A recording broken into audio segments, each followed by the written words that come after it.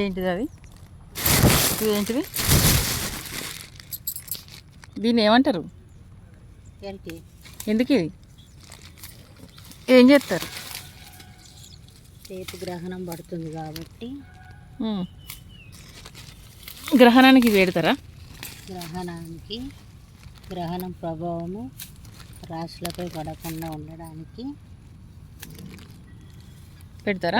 దేంట్లో వేస్తారు? ఇది పైన ఇల్లు మీద వేస్తారా లేకపోతే మీద, ట్యాంక్ మీద, ఫ్రిడ్జ్ మీద, ఆహార పదార్థాలు ఏమన్నా మిగిలితే వాటి మీద, అన్నిటి మీద వేస్తారు.